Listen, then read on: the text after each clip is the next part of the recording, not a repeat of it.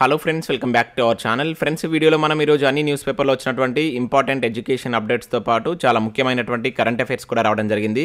So వాటన్నిటి గురించి one by one ఈ వీడియోలో అయితే చూద్దాం. సో వీడియో చూస్తున్న ప్రతి ఒక్కరు వీడియోని ఖచ్చితంగా లైక్ చేయండి. డైలీ 1 to 2 అవర్స్ వర్క్ చేసి దాదాపుగా 8 న్యూస్ పేపర్ చదివి ఇన్ఫర్మేషన్ మీకు అందించడం జరుగుతుంది. చాలామంది చూస్తున్నారు కానీ లైక్ చేయట్లేదు. ఖచ్చితంగా లైక్ చేయండి. ఈ వీడియోకి అయితే నేను 1000 లైక్స్ ఎక్స్పెక్ట్ చేస్తున్నాను.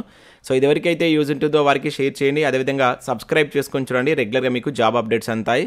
మన ఛానల్కి సంబంధించిన టెలిగ్రామ్ గ్రూప్లో కూడా జాయిన్ కాండి. సో దాంట్లో కూడా రెగ్యులర్గా జాబ్ అప్డేట్ షేర్ చేస్తున్నాను. మీకు చాలా యూజ్ ఉంటుంది. ఆ గ్రూప్లో కంపల్సరీ జాయిన్ కాండి.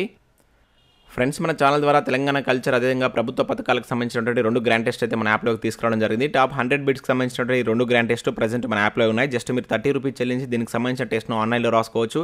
అదేవిధంగా పీడిఎఫ్ కూడా డౌన్లోడ్ చేసుకొని ప్రింట్ తీసుకోవచ్చు. ఇంకా అదే కాకుండా గ్రూప్ 2, గ్రూప్ 4 అండ్ అర్థమెటిక్ సంబంధించినటువంటి వీడియో కోర్సెస్ కూడా ఉన్నాయి. ఇక కరెంట్ అఫైర్స్ కూడా పర్ మంత్కు 20 రూపీస్ చెల్లించి మీరు పీడిఎఫ్ను డౌన్లోడ్ చేసుకోవచ్చు. టెస్ట్ సిరీస్ ఉన్నాయి.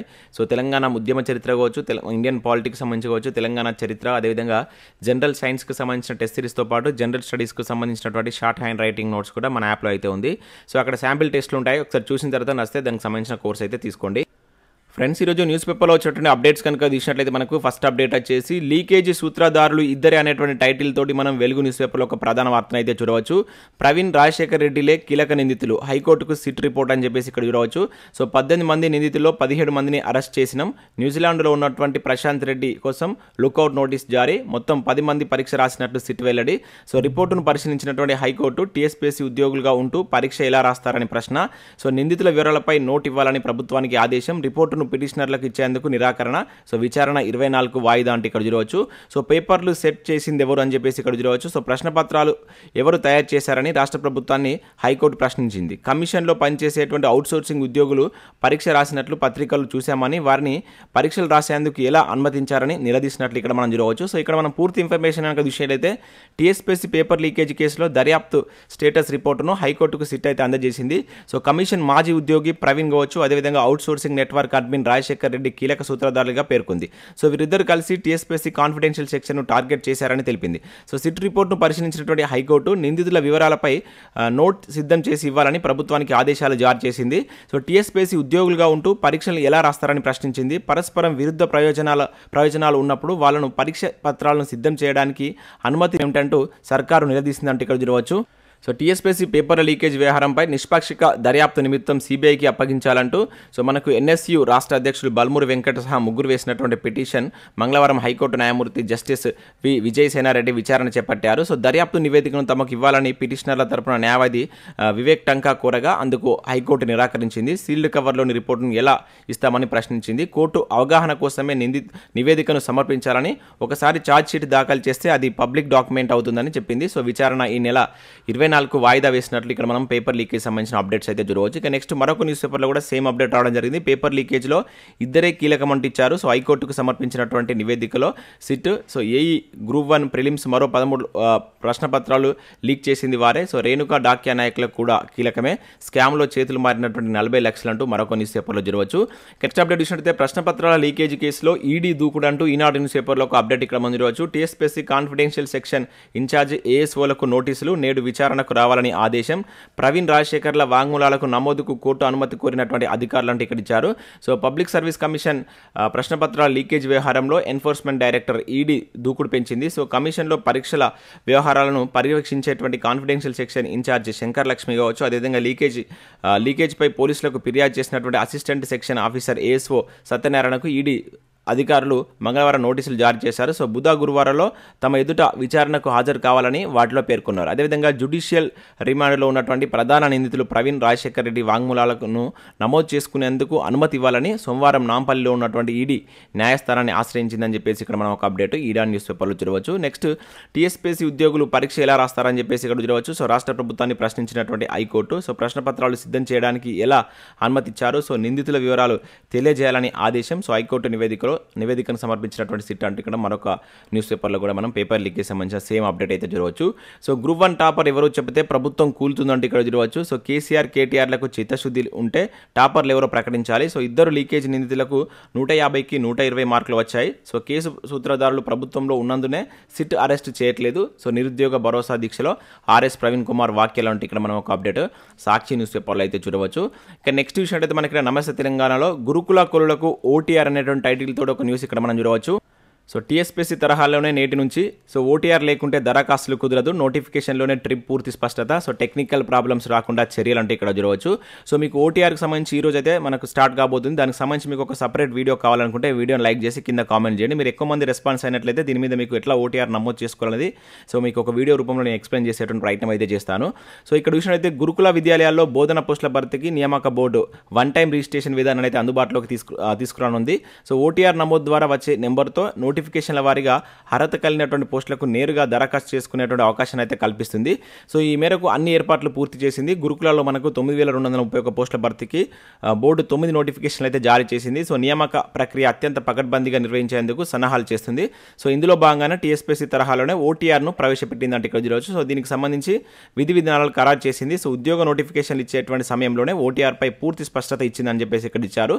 సో మనకు ఈ నెల 17వ తారీఖు నుంచి 24 మధ్య వివిధ నోటిఫికేషన్ల సంబంధించి మనకు ఆ ప్రక్రియ కూడా స్టార్ట్ అవుతుంది. దానికంటే ముందే మనం OTR అయితే నమోదు చేసుకోవాల్సి అయితే ఉంటుంది. సో దానికి సంబంధించి పూర్తి వివరాలతో వీడియో కావాలనుకుంటే కంపల్సరీ లైక్ చేయండి. మీరు ఇచ్చేటువంటి రెస్పాన్స్ని బట్టి నేను ఆ వీడియో చేసేటువంటి ప్రయత్నం అయితే చేస్తాను. ఇక నెక్స్ట్ రెగ్యులరైజేషన్ కోసం జూనియర్ పంచాయతీ కార్యదర్శులు ఎదురుచూపులు అంటే ఇక్కడ చూడవచ్చు. నిరుడే ముగిసినటువంటి ప్రొబేషన్ టైం ఇంకో ఏడాది పెంచినటువంటి సీఎం కేసీఆర్ అది కూడా ఈ నెల 11తో ముగిసింది. ఆందోళనలో 8500 మంది 13న సమ్మె నోటీసులు ఇస్తామని JPS ఫెడరేషన్ సో నెలాఖరు దాకా టైం ఇస్తామంటూ ఇతర సంఘాలు అంటే ఇక్కడ ఒక అప్డేట్ మనం చూడవచ్చు. సో నిన్న కూడా దీనికి సంబంధించినట్టు ఒక అప్డేట్ అయితే చూసాం. సో వీళ్ళ యొక్క ప్రొబేషనల్ పీరియడ్ కంప్లీట్ అయింది కనుక రెగ్యులరైజేషన్ చేయాలని చెప్పేసి JPS వాళ్ళైతే కోరుతున్నారు. సో ప్రభుత్వం దానికి సంబంధించి కొంత ప్రక్రియ కూడా స్టార్ట్ చేసినట్టు నిన్న మనం ఒక న్యూస్ పేపర్లో అయితే చూడడం జరిగింది. సో ఈ రోజు కూడా మనకు వెలుగు న్యూస్ పేపర్లో ఇక్కడ పంచాయతీ కార్యదర్శి అప్డేట్ అయితే చూడవచ్చు. ఇక నెక్స్ట్ చూసినట్టయితే UPSC ద్వారా 146 వివిధ పోస్టులను భర్తీ అయితే చేస్తున్నారు. So union public service commission నుంచి అయితే ఈ నోటిఫికేషన్ అయితే రావడం జరిగింది. దీనిలో మనకు రీసెర్చ్ ఆఫీసర్ కావచ్చు, assistant director and public prosecutor కావచ్చు, ఇంకా జూనియర్ ఇంజనీర్కి సంబంధించినటువంటి పోస్టులు అయితే ఉన్నాయి. సివిల్, ఎలక్ట్రికల్, ఫోరెన్సిక్ ఆడిట్ కావచ్చు, ఇంకా రెగ్యులేషన్, ఇన్ఫర్మేషన్ తదితర విభాగాల్లో పోస్టులు అయితే ఉన్నాయి. సో పోస్టును అనుసరించి మీరు సంబంధిత సబ్జెక్టు సంబంధించి స్పెషలైజేషన్ అయితే ఉండాలి. Degree, diploma, engineering degree or bachelor degree ఉన్న వాళ్ళు అయితే వీటికి అప్లై చేసుకోవచ్చు. సో వీటికి సంబంధించి మీరు సో ఈ నెల 27 తారీఖు అయితే లాస్ట్ డేట్ ఉంది. సో దరఖాస్తు ఫీజు జస్ట్ 25 రూపీస్ అయితే ఉంది. సో షార్ట్ లిస్ట్ ఇంటర్వ్యూ ద్వారా ఎంపిక ప్రక్రియ అయితే ఉంటుంది. సో ఇంట్రెస్టెడ్ క్యాండిడేట్స్ ఇక్కడ ఉన్నటువంటి వెబ్సైట్కి వెళ్ళి ఒకసారి చూసి వాటికైతే అప్లికేషన్ చేసుకోండి. ఇక నెక్స్ట్ చూసినట్లయితే కేంద్రంలో 7500 కోళ్ళు అంటే ఇక్కడ ఒక ఇంపార్టెంట్ అప్డేట్ మనం ఈనాడు న్యూస్ పేపర్లో చూడవచ్చు. సో రీసెంట్గా మనకు SSC నుంచి స్టాఫ్ సెలక్షన్ కమిషన్ నుంచి CGL ఉద్యోగాలకు సంబంధించిన నోటిఫికేషన్ అయితే రిలీజ్ చేశారు. సో వాటికి సంబంధించి మీరు ఏ విధంగా ప్రిపేర్ కావాలి, సో ఆ ప్రిపరేషన్ సంబంధించినట్టు ఇక్కడ స్ట్రాటజీ అయితే ఇవ్వడం జరిగింది. సో ప్రశ్నలు ఏ అంశాల నుంచి ఎక్కువగా వస్తాయి, ఏ టాపిక్ను మీరు ఏ విధంగా చదవాలనేటువంటి ఒక క్లియర్ కట్ డీటెయిల్స్ అయితే మనకు ఈనాడు న్యూస్ పేపర్లో ఇచ్చారు. కంపల్సరీ దీన్ని చూసేటువంటి ప్రయత్నం చేయండి. సో మరొక ఇంపార్టెంట్ ఆర్టికల్ చూసినట్టయితే మనకు రీసెంట్గా NPDCLలో సో జూనియర్ అసిస్టెంట్ ఉద్యోగాలకు సంబంధించిన నోటిఫికేషన్ అయితే రిలీజ్ కావడం జరిగింది. సో దానికి సంబంధించి మనకు నిన్న నుంచి ఆన్లైన్ అప్లికేషన్ ప్రాసెస్ అయితే స్టార్ట్ అయింది. సో దీనికి సంబంధించి మీకు ఆన్లైన్ అప్లికేషన్ ప్రాసెస్ వీడియో కావాలనుకుంటే లైక్ చేసి కింద ఎస్ అని చెప్పేసి కామెంట్ చేయండి. సో దీనికి సంబంధించిన వీడియో కూడా చేస్తాను. అయితే ఈరోజు మనకి ఈనాడు న్యూస్ పేపర్లో ఇక్కడ ఆ ఎగ్జామ్ సంబంధించిన డీటెయిల్స్ అయితే ఇచ్చారు. సో పరీక్ష ఎలా ఉంటుంది, సో రాత పరీక్షలో ఉండేటువంటి విధానం ఏంటి, సో వాటికి సంబంధించి మీరు ఏ టాపిక్స్ని ఎక్కువ చదివితే బెటర్ మార్క్స్ వస్తాయని చెప్పేసి ఒక మంచి ఆర్టికల్ అయితే ఇవ్వడం జరిగింది. సో చాలా మంచి నోటిఫికేషన్, మనకు 100 వేకెన్సీస్ తోటి నోటిఫికేషన్ అయితే రావడం జరిగింది. సో ఇంట్రెస్టెడ్ క్యాండిడేట్స్ ఒకసారి ఈనాడు న్యూస్ పేపర్ డౌన్లోడ్ చేసుకొని చూడండి, మీకు పూర్తి వివరాలు అయితే తెలుస్తాయి. ఇంకా ఈనాడు ప్రతిభలో చూసినట్లయితే మనకి ఇక్కడ అమాంతం విరిగిపడేటువంటి ఆపద అంటూ మనకు విపత్తు నిర్వహణకు సంబంధించినట్టు ఒక ఆర్టికల్ కావచ్చు, అదేవిధంగా కరెంట్ అఫైర్స్కి సంబంధించినట్టు ఒక బిడ్ బ్యాంక్ కూడా మనకు దేంట్లో మనకి ఇది ఈనాడు ప్రతిభలో అయితే రావడం జరిగింది. సో ఒకసారి డౌన్లోడ్ చేసుకొని చూసే ప్రయత్నం చేయండి. సో ఇవి మనకు వివిధ న్యూస్ పేపర్లో వచ్చినటువంటి education updates. Next current affairs చూద్దాం. చాలా ఇంపార్టెంట్ కరెంట్ అఫైర్స్ ఉన్నాయి, స్కిప్ చేయకుండా చూడండి, ఖచ్చితంగా లైక్ చేయండి. ఒకటే వీడియోలో మీకు education updates and current affairs కలిపి అయితే అందించడం జరుగుతుంది. కంపల్సరీ లైక్ చేసి షేర్ చేయండి. సో ఫస్ట్ కరెంట్ అఫైర్ చూసినట్టు మనకు దేశంలోనే అతిపెద్ద రైస్ మిల్ మనదే అంటే ఇక్కడ ఒక ఇంపార్టెంట్ కరెంట్ అఫైర్ చూడవచ్చు. గంటకు 32 టన్నుల మిల్లింగ్, సో TS ఐపాస్తో సులువుగా ఏర్పాటు, నిరంతరం కరెంటుతో నాన్ స్టాప్ పని, సో నాణ్యమైనటువంటి బియ్యం సరఫరా సో తెలంగాణ ప్రభుత్వ భరోసాతోనే సాధ్యం అని ఇక్కడ మనం చూడవచ్చు. సో మనకు ఆ రైస్ మిల్ యొక్క ప్రత్యేకత చూడవచ్చు. ఇది మనకు దేశంలోనే అతిపెద్ద రైస్ మిల్ అనమాట. ఎక్కడంటే మనకు నల్గొండలో దీన్ని ఏర్పాటు చేయడం జరిగింది, వజ్రతేజ రైస్ మిల్. ఇది మనకు గతంలో కూడా ఒకసారి అయితే రావడం జరిగింది, గుర్తుంచుకోండి. చాలాసార్లు వార్తల్లో ఉంటుంది కనుక క్వశ్చన్ అడగడానికి ఛాన్స్ ఉంటుంది. సో ఇటీవల మనకు దేశంలోనే అతిపెద్ద రైస్ మిల్ ఎక్కడ వచ్చిందంటాడు. సో నల్గొండ జిల్లా అని చెప్పేసి గుర్తుంచుకోండి. దాని పేరు వచ్చేసి వజ్రతేజ. సో గంటకు 32 టన్నుల మిల్లింగ్ చేస్తుంది అది. సో 100 కోట్ల పెట్టుబడితో దాన్ని అయితే స్టార్ట్ చేయడం జరిగింది. టెక్నాలజీ వచ్చేసి ఇక్కడ APTI టెక్నాలజీ, 24 గంటలు 365 రోజులు. అదేవిధంగా ఇక్కడ దీని యొక్క స్పెషాలిటీ ఏంటంటే సో ధాన్యం పొట్టుతో 1.2 మెగావాట్ల పవర్ కూడా జనరేట్ చేస్తారనమాట. సో ఇది దీని యొక్క ఇంపార్టెన్స్ గుర్తుంచుకోండి.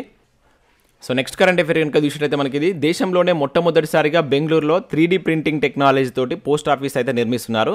సో ఇక్కడ మీరు దానికి సంబంధించి అయితే చూడవచ్చు. సో ఈ విధానంలో సాధారణ నిర్మాణంతో పోలిస్తే 40% ఖర్చు తక్కువ కావడంతో పాటు 45 రోజుల్లో ఈ భవనాన్ని అయితే పూర్తి చేశారని చెప్పేసి ఇక్కడ రావడం జరిగింది. చాలా ఇంపార్టెంట్. మనకి ఇటీవల దేశంలోనే మొట్టమొదటిసారిగా 3D printing technology post office ఎక్కడ వచ్చిందని చెప్పేసి అంటాడు, బెంగళూరు అని చెప్పేసి గుర్తుంచుకోండి. ఇది ఫస్ట్ది. దీంతో ఖర్చు చాలా తక్కువ ఖర్చు అండ్ చాలా షార్ట్ టైంలో దీని యొక్క నిర్మాణం అయితే కంప్లీట్ చేయడం జరిగిందనమాట. సో అది గుర్తుంచుకోండి. ఇంకా మిస్సెస్ ఇండియాగా తెలంగాణ మహిళ అంటే ఇక్కడ ఒక ఇంపార్టెంట్ కరెంట్ అఫేర్ చూడవచ్చు. హైదరాబాద్కు చెందినటువంటి అంకిత ఠాగూర్ మిస్సెస్ ఇండియా టైటిల్ను సొంతం చేసుకున్నారు. సో మంగళవారం కొచ్చిలో జరిగినటువంటి ఫైనల్స్లో ఈ టైటిల్ సాధించారు. సో దీనికి సంబంధించి ఇక్కడ మనం గుర్తుంచుకోవాల్సింది ఏంటంటే ఇది ఎక్కడ జరిగింది, కొచ్చిలో జరిగింది. సో దీనిలో మనకు ఈ మిస్సెస్ ఇండియాగా ఎవరు ఈ ట్రోఫీని గెలుచుకున్నారని చెప్పేసి అడగడానికి ఛాన్స్ ఉంటుంది. అంకిత ఠాగూర్ అని చెప్పేసి గుర్తుంచుకోండి. ఇవి మన తెలంగాణకు సంబంధించిన person. So next current affair అయితే ఈ నెల 21 నుంచి రైస్ బ్రైన్ ఆయిల్ పై అంతర్జాతీయ సదస్సు అని చెప్పేసి ఇక్కడ ఒక అప్డేట్ మనం చూడవచ్చు. సో ఇక్కడ మనం చూసినట్లయితే రైస్ బ్రైన్ నూనె ప్రాధాన్యం గురించి అవగాహన కల్పించడం కోసం ఉత్పత్తిని పెంచడం, అదేవిధంగా కొత్త టెక్నాలజీ వాడకం పై చర్చించేందుకు ఈ నెల 21 నుంచి 23 వరకు మనకు హైదరాబాద్లో అంతర్జాతీయ సదస్సును అయితే నిర్వహిస్తున్నారు. సో ప్లేస్ గుర్తుంచుకోండి, అది అంతర్జాతీయ సదస్సు మన హైదరాబాద్లో జరుగుతుంది కనుక ఇంపార్టెంట్ ఇది. So association of rice brain oil so దీనికి సంబంధించి అయితే ప్రకటించింది. ఇక్కడ Assam rice brain oil for sustainability ecosystem అనేటువంటి థీమ్ తోటి దీన్ని అయితే ఇక్కడ మనకు స్టార్ట్ చేస్తున్నారు. ఈ సదస్సులో దాదాపుగా 400 మందికి పైగా ఈ డెలిగేట్లతోటి పాటు రైస్ బ్రైన్ ఆయిల్ ఉత్పత్తి దేశాలైనటువంటి ఇండియా కావచ్చు, China, Thailand, Japan, Pakistan, Bangladesh, Vietnam దేశాల నుంచి ప్రత్యేక ప్రతినిధులు కూడా పాల్గొన్నారు. సో ఇక్కడ ప్లేస్ గుర్తుంచుకుంటే ఎక్కడ జరిగిందని చెప్పేసి అడగడానికి ఛాన్స్ ఉంటుంది. సో మన హైదరాబాద్ కేంద్రంగా ఇదైతే జరగబోతుంది. సో నెక్స్ట్ కరెంట్ అఫేర్ కనుక చూసినట్లయితే కుప్పలు తెప్పలుగా వెలెల్లా అని చెప్పేసి ఇక్కడ ఒక ఇంపార్టెంట్ కరెంట్ అఫేర్ చూడవచ్చు. సో సముద్రాల్లో 100 ఏళ్లు జీవించేటువంటి జీవరాశుల జాబితాలో జెల్లీ ఫిష్లు కూడా ఉంటాయి. ఏమైందో ఏమో అచ్చం బ్లూ జెల్లీ ఫిష్ల తలపించేటువంటి కొన్ని జలచరాలు సో అమెరికాలో ఉన్నటువంటి కాలిఫోర్నియాలో ఉన్న పలు ప్రాంతాల్లో ఉన్నటువంటి సముద్ర తీరాలకు వేలాదిగా కొట్టుకు వచ్చి చనిపోయాయంటే ఇక్కడ ఒక అప్డేట్ మనం చూడవచ్చు. సో వీటి యొక్క సైంటిఫిక్ పేరు వచ్చేసి వెలెల్లా కాగా సో ప్రజలు మాత్రం దీన్ని బై ది విండ్ సేలర్ అని పిలుస్తుంటారని చెప్పేసి ఇక్కడ జువాలజిస్టులు అయితే చెప్తున్నారు. చాలా ఇంపార్టెంట్. సో ఇటువంటి మనకి ఎట్లా అడుగుతారు, ఇటీవల వార్తల్లో ఇచ్చినటువంటి వెలెల్లా కావచ్చు, లేదంటే సో ఇక్కడ ప్రజలు పిలిచేటువంటి నేమ్తో కూడా మనకు అడగవచ్చు. బై ది విండ్ సేలర్ అనేటువంటి జలచర రాశులు ఏ దేశంలో కనబడ్డాయని చెప్పేసి అంటాడు. సో కాలిఫోర్నియా అమెరికాలో మనకు వీటికి సంబంధించినటువంటి వార్తలు అయితే రావడం జరుగుతుంది కనుక గుర్తుంచుకోండి. సో నేరుగా క్వశ్చన్ అడగడానికి ఛాన్స్ ఉంటుంది. ఇవి జస్ట్ లైక్ ఎట్లంటే ఒక బ్లూ జెల్లీ ఫిష్ లా ఉంటాయంట. సో అటువంటి దాదాపు కొన్ని లక్షల కొద్ది వచ్చి ఆ సముద్ర తీరాలకు వచ్చి చనిపోయి ఈ విధంగా అయితే కుప్పలు తెప్పలుగా పడి ఉన్నాయని చెప్పేసి ఇక్కడ ఒక అప్డేట్ అయితే రావడం జరిగింది. సో ఇక్కడ నేమ్ గుర్తుంచుకోండి, ఏ ప్రాంతం అనేది గుర్తుంచుకోవడానికి ప్రయత్నం చేయండి. ఇంకా నిషాకు రజితం అని చెప్పేసి ఇక్కడ ఒక ఇంపార్టెంట్ కరెంట్ అఫేర్ చూడవచ్చు. ఏషియన్ రెజ్లింగ్ ఛాంపియన్షిప్ అని చెప్పేసి ఇక్కడ ఇచ్చారు. సో మనకు కజకిస్తాన్లో జరుగుతున్నటువంటి ఏషియన్ రెజ్లింగ్ ఛాంపియన్షిప్లో భారత రెజ్లర్లు అదరగొడుతున్నారు. ఇప్పటికే గ్రోనో రోమన్ విభాగంలో 4 పథకాలు సాధించగా సో మంగళవారం భారత్ ఖాతాలో మరో 2 పథకాలు అయితే చేర్చారు. సో మహిళా రెజ్లర్ నిషా 68 కేజీల కేటగిరీలో రజితం దక్కించుకుంది. సెమీస్లో 7-6 తేడాతో చైనాకు చెందినటువంటి పర్సన్ అయితే ఇక్కడ ఓడించడం జరిగింది. సో ఇక్కడ పేర్లను గుర్తుంచుకోండి. ముఖ్యంగా ఈ టోర్నమెంట్ ఎక్కడ జరుగుతుందని ఇంపార్టెంట్. కజకిస్తాన్లో జరుగుతుంది. ఏషియన్ రెజ్లింగ్ ఛాంపియన్షిప్ అనేది ఇటీవల ఎక్కడ జరిగిందంటాడు. సో కజకిస్తాన్ అని చెప్పేసి గుర్తుంచుకోండి. ఇక నెక్స్ట్ చూసినట్లయితే మనకు జూన్లో దేశవాళీ మొదలంటూ చూడవచ్చు. 2023-24 సీజన్ షెడ్యూల్ రిలీజ్ చేసినటువంటి BCCI సో 3 ఏళ్ల తర్వాత దేవదార్ ట్రోఫీ అని చెప్పేసి ఇక్కడ చూడవచ్చు. సో ఇక్కడ మనం గుర్తుంచుకోవాల్సిందంటే మనకి ఈ దేశవాళీకి సంబంధించిన షెడ్యూల్ అయితే రిలీజ్ చేశారు. ఆఫ్టర్ 3 ఇయర్స్ తర్వాత మనకి దేవదార్ ట్రోఫీ అనేటువంటి జరుగుతుందన్నమాట. సో మనకు ప్రీవియస్లో క్వశ్చన్ ఎట్లా అడిగిందంటే సో దేవదార్ ట్రోఫీ ఈ క్రింది ఏ క్రీడతో సంబంధం కలిగి ఉందని చెప్పేసి అన్నాడు. సో అది క్రికెట్కి సంబంధించినటువంటి ట్రోఫీ, చాలా ఇంపార్టెంట్. ఇది భారతదేశ దేశంలో మనకు ఒక దేశవాళీ సీజన్ అంటే దేశవాళీకి సంబంధించిన ట్రోఫీలు కండక్ట్ చేస్తారు కదా. సో దానిలో మనకి దేవదా ట్రోఫీ క్రికెట్కి సంబంధించిన ట్రోఫీ. సో మనం ఇట్లా చూస్తాం ఇప్పుడు దులీప్ ట్రోఫీ కావచ్చు, రంజీ ట్రోఫీ కావచ్చు. సో ఇవన్నీ మనకు క్రికెట్కి సంబంధించినటువంటి, అదేవిధంగా ఇరానీ ట్రోఫీ కావచ్చు, సయ్యద్ ముస్తక్ అలీ ట్రోఫీ కావచ్చు. ఇవన్నీ మనకు దేశవాళీ ట్రోఫీలకు సంబంధించి వస్తాయి, చాలా ఇంపార్టెంట్. వీటికి సంబంధించి మనకు తరచూ క్వశ్చన్ అడుగుతున్నాను కనుక ఈ టోర్నమెంట్లకు సంబంధించిన నేమ్స్ గుర్తుంచుకునే ప్రయత్నం చేయండి. సో ఇవి మనకు వివిధ న్యూస్ పేపర్లో వచ్చినటువంటి ఎడ్యుకేషన్ అప్డేట్స్, అదేవిధంగా కరెంట్ అఫైర్స్. సో వీడియో నచ్చినట్లయితే లైక్ చేసి మీ మిత్రులకు షేర్ చేయండి. Thanks for watching. Thank you everyone.